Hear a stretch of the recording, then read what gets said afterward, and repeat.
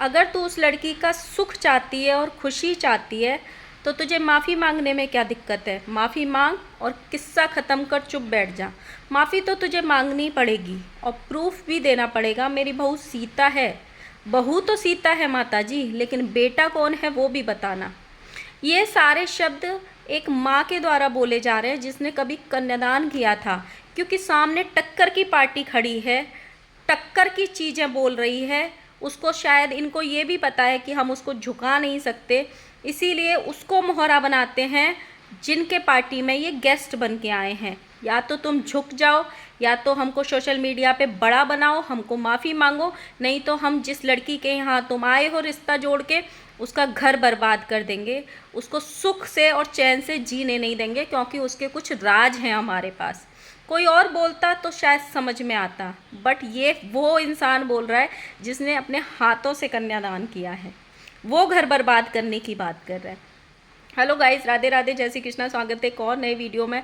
I hope सब अच्छे होंगे, स्वस्थ होंगे, मस्त होंगे और जहाँ भी होंगे तंदुरुस्त होंगे। अगर आपको मेरी वीडियो अच्छी लगती है तो प्लीज़ गाइस वीडियो को लाइक करना, वीडियो पे कमेंट करना, एंड जिन जिन लोगों ने भी चैनल को अभी तक सब्सक्राइब नहीं किया है प्लीज़ गाइस जल्दी जल्दी चैनल को सब्सक्राइब कर लेना। सो गाइस, आज राजमाता की एक वीडियो आई थी जिसको देख के सच में मुझे बहुत हैरानी हुई। लास्ट 2 दिन से भी वीडियो आ रही थी, वो लगातार धमकी दे रही थी कि या तो तुम लोग माफ़ी मांगो, नहीं तो हम उस लड़की को छोड़ेंगे नहीं, या तो तुम माफ़ी मांगो, नहीं तो हम उसको सुख और चैन से नहीं जीने देंगे। इस तरीके की लगातार धमकी दी जा रही थी, ब्लैकमेलिंग की जा रही थी, जबकि इनका कल समझौता भी हुआ वो लड़की के द्वारा, कन्यादान वाली बेटी के द्वारा, कि मुझे बीच में मत लेके आओ, और इन दोनों की बात भी कराई कि अब जब भी बातें होंगी, जो भी लड़ाई होगी आप दोनों के बीच की होगी, मुझे इस सब चीज़ में मत घसीटो।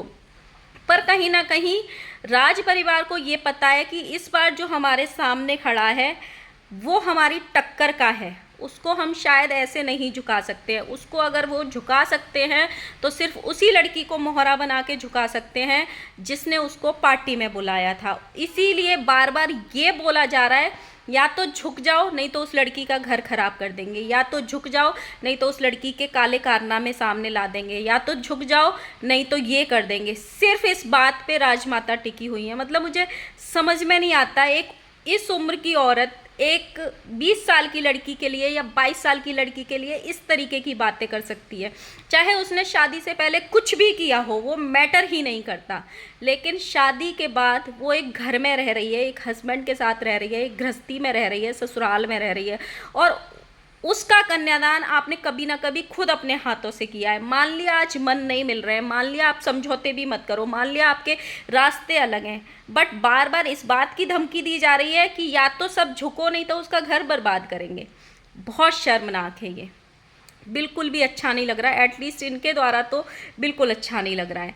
सुबह जो वीडियो आई थी उसमें बनाई तो स्वैगी माता के लिए थी, जिनको ये ताड़का सुरमाई नाम दी हैं, बनाई तो उनके लिए थी, लेकिन मोहरा बनाया गया उस वीडियो में भी कन्यादान वाली बेटी को, कि या तो झुको, नहीं तो उस लड़की का सुख चैन छीन लेंगे। उसका थंबनेल बनाया इन्होंने राज परिवार मंदिर का घंटा नहीं है कि जिसको देखो वही बजाकर निकल जाए। नहीं आंटी, राज परिवार मंदिर का घंटा नहीं है, लेकिन राज परिवार दूसरों के घरों को जरूर घंटा समझ लेता है कि जिसका मन करता है उस घर में घुस के घंटा बजा जाता है। माता जी ने क्या उस वीडियो में बोला है, क्या ब्लैकमेलिंग करने की कोशिश की है, झुकाने के लिए सामने वालों को। उस घर में खाना खा के आई हो, पत्तल चाट के आई हो, उसकी खुशी के लिए इतना तो कर ही सकती हो ना। मतलब आप सोचो ये क्या करने की कोशिश कर रहे हैं कि अगर वो वहाँ पे आए हैं, उन्होंने उसको बहन मान लिया या बेटी मान लिया, तो अब तुम झुको, और तुमको झुकना ही पड़ेगा।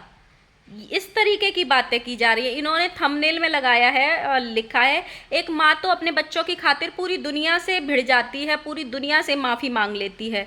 तो माता जी, आपने भी उसको बच्चा माना है और आप उसी बच्चे का घर बर्बाद करने की बात कर रहे हो।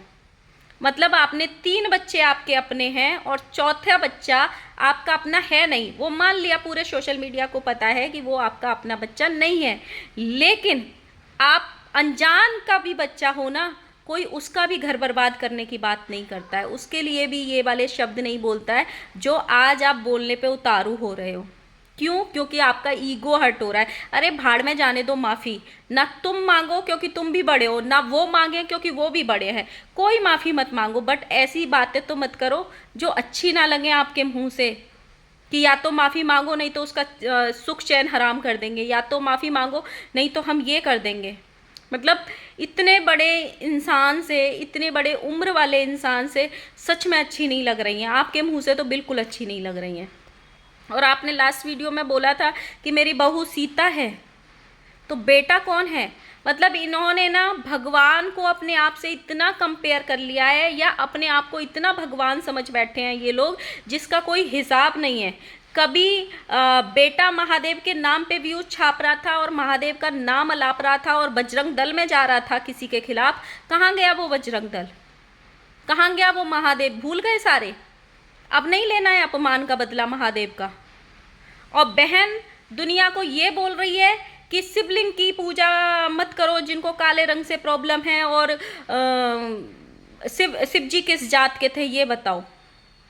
और अब माता जी आई हैं जो अपनी बहू को सीता समझ बैठी हैं।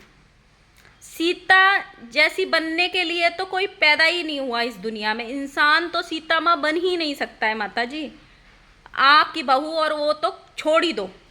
सीता माँ पे एक लांछन लगाया था, उसके पति ने नहीं लगाया था, जबकि किसी और ने लगाया था राज्य में से। सीता माँ ने महलों का त्याग कर दिया था, और आपके पति पे, आपकी बहू पे तो आपके बेटे ने ही लांछन लगाया था। दुनिया की तो बात छोड़ो, होगी आपकी बहू सीता आपके लिए, लेकिन आपका बेटा राम है जिसने न जाने कितनी औरतों की धज्जियाँ उड़ाई हैं, न जाने कितनी औरतों के साथ वो भिड़ा है। आप थोड़ा उंगलियों पे लिस्ट कर लेना, शायद ये सारी उंगली कम पड़ जाएंगी आपकी। एक हाथ में 5 ही उंगली होती हैं, दोनों हाथ की उंगली भी कम पड़ जाएंगी अगर लिस्ट लेके बैठोगे तो पीछे से। अब तक यार कंट्रोवर्सी करो, लेकिन घर तोड़ने की और घर बर्बाद करने की तो बात मत करो कि या तो झुको नहीं तो हम सामने वाले का घर बर्बाद करेंगे। क्योंकि उसने उससे रिलेशन बना लिया है तो उसका नाम लेके ही उसको ब्लैकमेल किया जाएगा। सामने से लड़ने की औकात नहीं है, सामने से नहीं लड़ सकते हैं कि चलो वीडियो खेलते हैं, तुम हमारी पोल पट्टी खोलो हम तुम्हारी पोल पट्टी खोलेंगे। नहीं, वो नहीं करेंगे। अगर तुम उसका सुख चैन चाहती हो, तुम चाहती हो उसका घर बसा रहे, तो तुम झुको। वाह, क्या मतलब, सच में धन्य हो माता जी, आप तो सच में धन्य हो। साथ में इन्होंने एक स्टेटमेंट और दिया है इसी वीडियो में कि अगर तुम चाहती हो कि कन्यादान वाली बेटी बची रहे या उसको बचाना चाहती हो तो चुपचाप अपना मुंह बंद रखो। मतलब आप सोचो ये लोग किस हद तक ब्लैकमेल कर रहे हैं, किस हद तक। सोच के देखो एक बार, किस सरेआम गुंडागिर्दी हो रही है ये सब बोल के। माना कि दोनों बराबर के टक्कर वाले हैं, माना कि दोनों चीज़ें बराबर से कर रहे हैं, पोकिंग दोनों बराबर से कर रहे हैं, एक दूसरे पे ब्लेम भी दोनों बराबर से लगा रहे हैं, एक दूसरे के खिलाफ वीडियोस भी दोनों बराबर से लगा रहे हैं। लेकिन बात वहीं आके रुक जाती है कि आपको सामने वाले को रोकने के लिए, जिससे अभी आपकी दुश्मनी हुई थी, जिसके रास्ते अलग हुए थे, जो लड़की अभी आके आपके पास समझौता करने को तैयार है, उस लड़की को मोहरा बना रहे हो आप कि या तो रुको नहीं तो हम उसका घर बर्बाद करेंगे। ये कहाँ की इंसानियत है? और ये कैसा समझौता है आपका? ये कहाँ की मतलब मानवता हुई? फिर इन्होंने एक लाइन और बोली कि काजल की कोठरी में जाओगी तो कालिख तो लगेगी ही लगेगी। मतलब काजल की कोठरी कन्यादान वाली बेटी है जो मतलब बहुत सारे गंदी चीज़ों से भरी हुई है, और ये उसके पास गई हैं, इसीलिए इन पे कीचड़ उछल रही है। तो सबसे ज़्यादा कालिख की कोठरी में तो माता जी पहले आप ही भगी थी, सबसे पहले तो आप ही घुसी थी उस कालिख की कोठरी में। क्यों घुसी थी जब आपको सब कुछ पता था? तो मतलब सीधे सीधे ब्लैकमेलिंग हो रही है कि उसकी खुशी के लिए तुम इतना सा काम नहीं कर सकती हो। मतलब आप सोचो यार, ये कहाँ का लड़ाई हुआ, ये कहाँ का लड़ाई हुआ? माना कि आपके पास कुछ राज होंगे, माना कि आपके पास कुछ चीज़ें होंगी, माना कि आपको पता होगी कि वो क्या थी, उसने क्या किया होगा, लेकिन इंसानियत नाम की भी तो एक चीज़ होती है ना। उम्र के साथ तजुर्बा भी तो इंसान को आता है ना, कि मतलब सरेआम गुंडागिर्दी करनी है कि हम तो भाई राजा हैं, हम तो सबको झुका के रहेंगे। हम तो कुछ भी कर जाएंगे अपने आप को सही साबित करने के लिए, किसी का भी कुछ भी बिगाड़ सकते हैं हम, चाहे किसी सामने वाले का घर ही क्यों नहीं बिगड़ जाए। मैं तो बोलती हूँ वो दुनिया में सबसे गंदी लड़की है, लेकिन अब तो एक घर बसा के बैठी है ना, तो उसकी तो शर्म आनी चाहिए। जो आप बार बार वीडियोस में ये बोल रहे हो कि उसका घर बसाते हुए देखना चाहते हो तो हमसे माफ़ी मांगो, उसका घर बसते हुए देखना चाहते हो तो माफ़ी मांगो, मतलब ये कौन सा तरीका हुआ?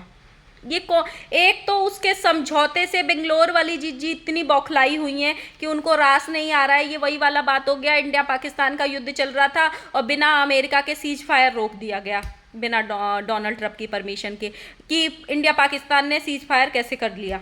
ये वही कहावत हो रही है कि इन लोगों ने समझौता कर लिया तो कर लिया कैसे, मैंने तो इतना जाल बिछाया था, इतना सब कुछ किया था और इन्होंने बिना मेरी परमिशन के समझौता कर लिया। अब वो वहाँ पे ये बोल रही हैं कि कौन नाग है, कौन सांप है, कौन जहर उगल रहा है और कौन जहर को ट्रांसफ़र कर रहा है। देखो, अगर रिश्ते सही नहीं हो रहे हैं ना, मत करो रिश्ते सही। रास्ते अलग हो रहे हैं तो रास्ते अलग करो। समझौता करने को कोई सामने से आ रहा है और झुक रहा है आपके सामने बैक पैनल कि हमको छोड़ दो, तो क्या उन चीज़ों को लाना बहुत ज़रूरी है? उन चीज़ों के नाम से किसी तीसरे को ब्लैकमेल करना बहुत ज़रूरी है? बिल्कुल मत बनाओ उसको अपने घर का हिस्सा, अगर वो आपके घर के लायक नहीं है तो बिल्कुल मत घुसने दो उसको अपने घर में। लेकिन क्या उसके घर के नाम पे, उसकी गृहस्थी के नाम पे किसी और को ब्लैकमेल करना बहुत ज़्यादा ज़रूरी है? मतलब जो बहन कल गालियां पड़ रही थी, जिसको जो बहन 2 दिन पहले पैनल लगा के ये बोली थी कि मैं इसलिए पीछे हट रही हूँ क्योंकि सामने वाली प्रेग्नेंट है, मैं इसलिए पीछे हट रही हूँ क्योंकि सामने वाली प्रेग्नेंट है, तो मैं प्रेगनेंसी में स्ट्रेस नहीं देना चाहती हूँ क्योंकि मैंने भी अपनी प्रेगनेंसी में बहुत कुछ झेला है। और आज उसी की प्रेगनेंसी को ये बोला जा रहा है कि मेडिकल कंडीशन तो सामने वाले की भी है ना, जिनको इन्होंने आस्तीन का सांप बना के पूरे सोशल मीडिया पे ये बनवा दिया था, मोहरा बनवा दिया था, गाली पड़वा दी थी, आज वो इनका सगा हो गया क्योंकि इनकी मिसअंडरस्टैंडिंग हो गई, ख़त्म हो गई। अच्छा, आपको लास्ट वीडियो में याद होगा कि लप्पू भैया ने इंटरनेशनल जीजा के घर के सामने गाड़ी रोक के, नीचे गाड़ी रोक के उस घर को कैप्चर किया और ये बोला कि इस घर को कभी मैंने अपना माना था, ये मेरा घर था, बट आज मैं इस घर में जाऊंगा नहीं जब तक ये 2 नावों पे सवार रहेंगे। इनको एक स्टैंड लेना पड़ेगा, मतलब एक पक्ष चुनना पड़ेगा। ये उन्होंने पता है जानबूझ के किया था, ये जानबूझ के किया था ताकि इंटरनेशनल जीजा इनके सामने झुके और कन्यादान वाली बेटी के और राज इनको बता दे और वो ये बोले कि भाई मैं झुक रहा हूँ, लप्पू भैया मैं आपकी शरण में आने को तैयार हूँ, मुझे अपनी शरण में ले लो, अब मैं सिर्फ आपके यहाँ पे ही रहूँगा, मैं सामने वाली से कोई रिश्ता नहीं रखूँगा। ये जानबूझ के घर उसका इसीलिए लिया गया था ताकि वो इनकी वीडियो देखे और वो ऐसे रिएक्ट करे।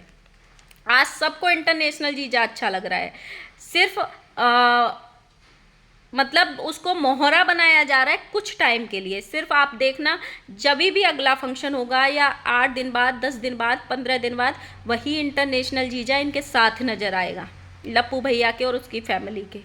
सिर्फ उसको इसलिए मोहरा बनाया जा रहा है अभी ताकि वो कन्यादान वाली बेटी का बिल्कुल साथ छोड़ दे और उसके पास जितने भी राज हैं उसके घर के थोड़े बहुत, वो सारे इनको बता दे। मतलब बेंगलोर वाली जीजी को अपनी कम्युनिटी में इतनी गालियां पड़ रही हैं, इतना सब लोग बोल रहे हैं कि बीच में कूद रही है, बीच में कूद रही है, लेकिन कम्युनिटी जीजी ने बेंगलोर वाली जीजी ने एक अलग से एडिटर बिठाया हुआ है सिर्फ कमेंट डिलीट करने के लिए। 6 एडिटर बैठे हुए हैं लप्पू भैया के चैनल्स पे, एक एडिटर बैठा हुआ है बेंगलोर वाली जीजी के। भाई एक आध एडिटर माता जी को भी दे दो, माता जी के यहाँ भी बहुत नेगेटिव कमेंट्स आते हैं, आप लोग तो डिलीट करवा लेते हो, माता जी डिलीट नहीं करवा पाती हैं, उनके यूं ही रखे रहते हैं, तो एक आध एडिटर उनको भी भेज दो।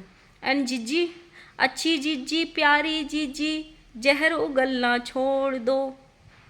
अगर किसी के अच्छे के लिए समझौता हो रहा है तो होने दो, कम्युनिटी छापना छोड़ दो बहन, काहे फालतू में ऑडियंस की गालियाँ खानी है। क्या पता आपके अपने खुद के मन में तो संतुष्टि रहेगी ना कि चलो ठीक है मैंने किसी पे एहसान कर दिया। एहसास तो आपको बहुत लोगों का होता है, पहचान तो आप बहुत लोगों को लेती है कि ये इंसान बाद में जहर उगलेगा आपके खिलाफ, ये इंसान। हाँ, आप अपने पेरेंट्स को ये समझा सकते हो कि आप उससे समझौता कर लो, लेकिन उसको घर में शामिल मत करो।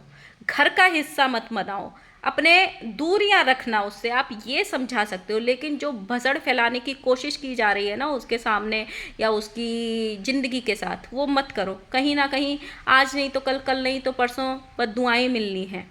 आज शायद ऑडियंस आपके साथ हो, कल नहीं होगी, क्योंकि कल सबका आता है। ऐसा नहीं है अगर आज आपके पास कुछ है तो कल उसके पास कुछ नहीं होगा आपके खिलाफ। सबके पास सबका कुछ ना कुछ रहेगा।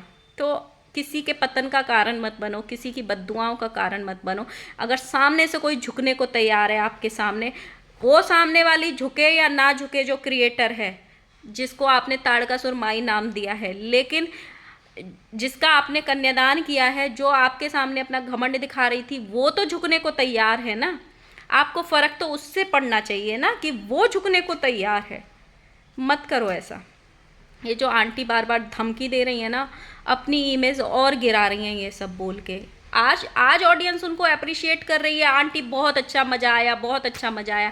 कल यही ऑडियंस आपको गाली देने आ जाएगी कि एक इतनी बड़ी औरत ने, एक इतनी उम्र दराज औरत ने एक लड़की का घर बिगाड़ दिया। अगर कुछ हो गया खुदा ना खास्ता तो मत करो ऐसा। सो गाइज, आपका क्या कहना है ज़रूर बताना कमेंट बॉक्स में। आई होप आपको मेरी वीडियो समझ में आई हो। लाइक करना, कमेंट करना एंड चैनल को सब्सक्राइब करना। Bye bye.